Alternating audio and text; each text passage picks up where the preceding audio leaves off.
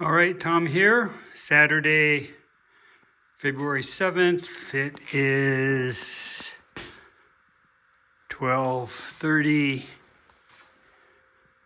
Got the wood stove going. Thank you, Satomi. So, well, what am I going to do today? I did get my number 6 38 special tap. So I'll be able to tap these threads on the carburetor, get the screw in. I did get my wrenches here. So I'm going to torque as many of the nuts on the exhaust manifold and carburetor as I can, hand tighten the others, get that done. Then I'm going to start working on the alternator. Like I said, I made a sleeve here, and I did get put this in here for now. It's pretty tight. Okay, goes here. Let's go in here. Well, I'll get that in later. Anyway, I got my threaded rod. So it'll be nice to get this going. Once I get the alternator shims figured out, take that all apart again, water pump off, and torque down the various bolts in this system here, and then get the timing cover on. So that's kind of the goal. So that's what I'm going to work on. Okay, we're tapped. Let's see what came out here. It's sort of surprising. So let me get the tap handle out of there and get the screw in. So torque specs for the exhaust manifold nuts say 10 to 20 foot-pounds. So I set it at 15 foot-pounds. Here's the digital torque wrench. I was able to get those two, 1, 2, 3, 4. No, I couldn't get those. So I got, let's see, I started over here. I got these two, 1, 2. Okay.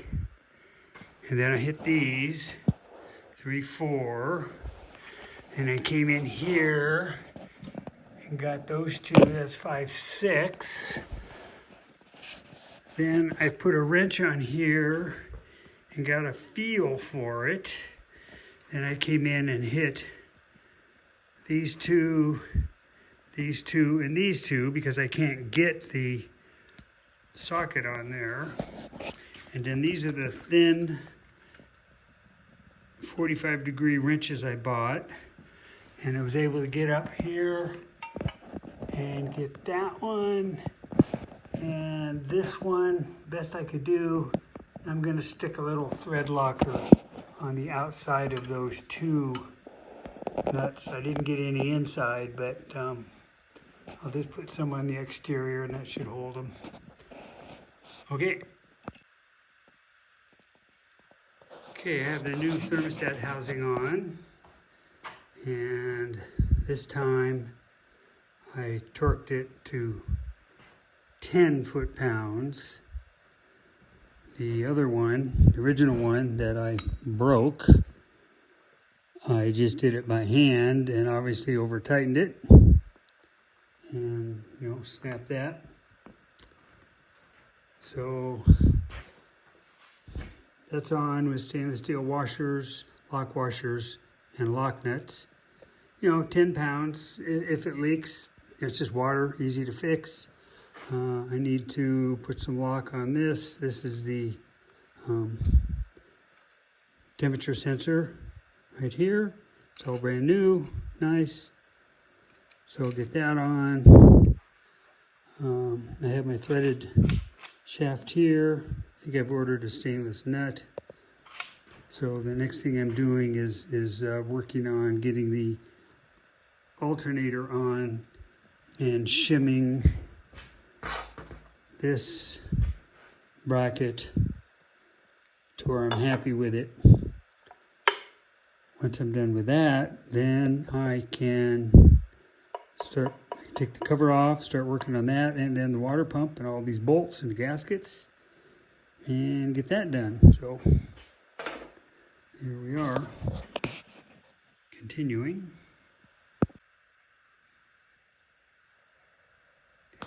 Okay, I think I'm there. So let's see here. I got my spacer. Could be a little tighter, but it'll get tightened later. I don't need any spacers on this bracket. Okay. I had to reverse this arm. I'm gonna have to I could use washers, but I'll make a spacer in here. Now that I kind of know that distance. This thing just wiggles a little, but once I tighten it up, should be good. And then eyeballing the belt. I think it looks pretty good. I won't really know until I get the bottom counterbalance on. But my big concern was if I needed to shim this bracket, because if I had to, then I won't be able to put the bolts on, but I'm good enough. So that's all ready to go. It's ready to go. This is the lift arm. This will all come off, get redone. Waiting on some bolts here. I think I'm close. I did have to machine this surface on the alternator because it was boogered up. It's weird, and here's another booger. Again, if it doesn't work, if it doesn't output, if the bearings make noise, then I'll replace the alternator, but at least all the machining will be done. Got the one bracket, the connector here. I'm gonna have to make a harness. No big deal. Rewire that. This is the ground. Go somewhere. Probably have to make a new ground, get him mounted onto something. Here, the ground. So, I think I can take this off and I can start looking at working on the timing cover.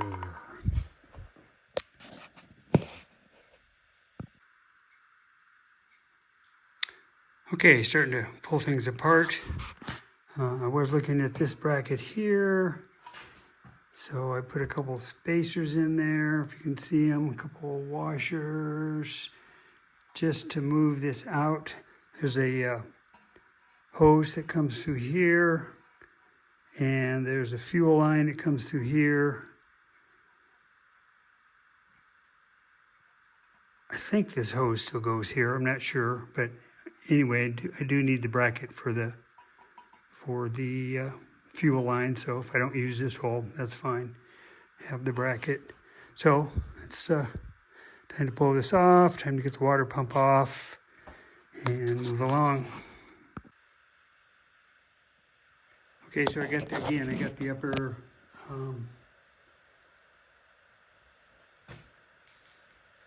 cam sprocket bolts in with all thread. And I ended up going, where'd I go? 15 foot-pounds, okay. Then I have the jack shaft sprocket retaining bolt with Loctite on it. The specs said jack shaft 10 to 20. Since it's rather large, I went to 20. Next step is to make sure all these threads are clean. Make sure the threads in there are cleaned out. I'll tap those. I got a little paint here. I'll get that polished up. Then this is the front seal. And I just happen to have this insertion tool I made when I did my Toyota. Look at that, it fits just perfect. So that is how I will tap that in. So, a little more work to do.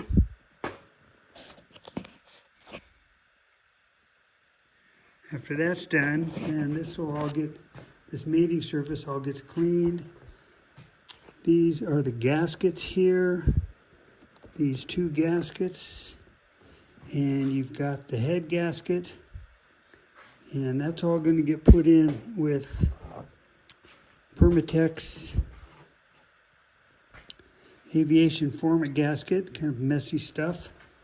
So that all has to get applied to all those various surfaces.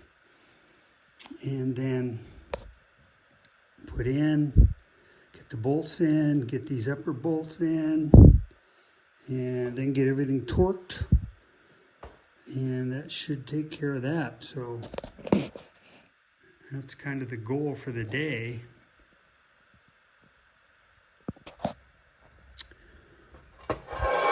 Okay, I tapped out the two holes, got those cleaned. I cleaned this surface with Scotch-Brite. Now this is the seal.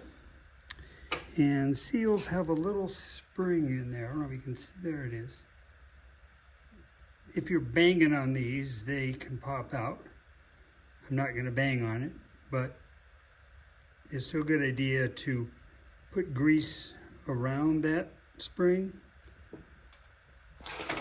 So I have some grease here, and I'm just going around and filling that with the grease. So let me do that.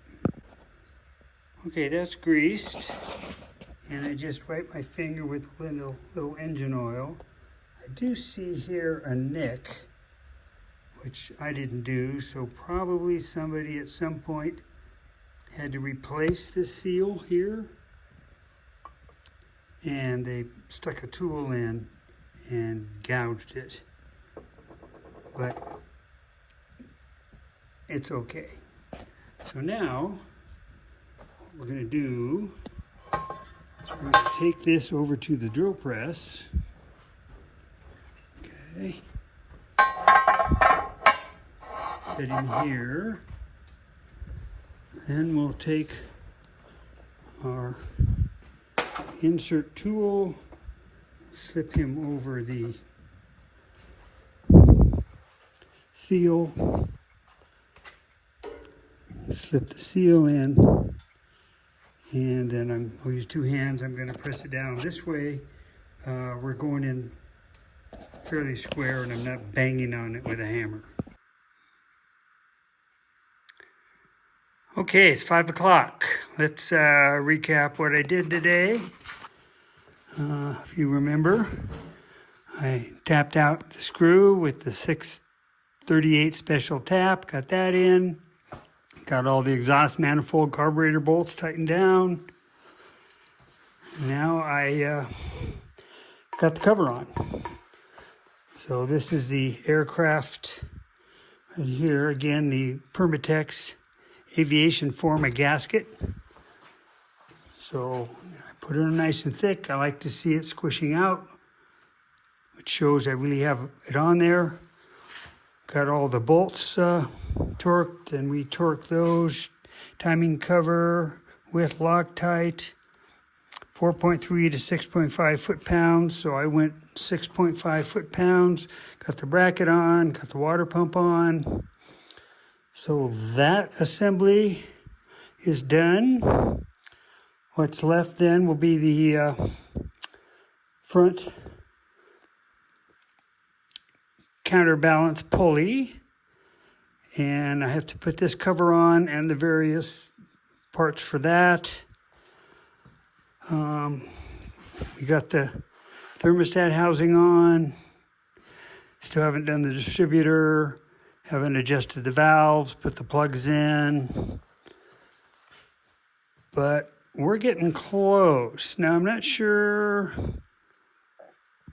what these little things are for. Looks like a spring. And I haven't done the carb bowls yet. That has to get done. All the hosing has to go on. But that's That's some good progress. Pretty happy. Pretty happy. Love the color.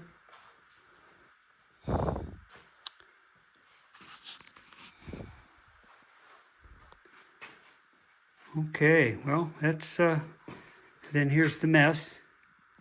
Nuts and bolts and washers and wrenches. Got a few parts to put on, but otherwise, pretty cool. That's all you get.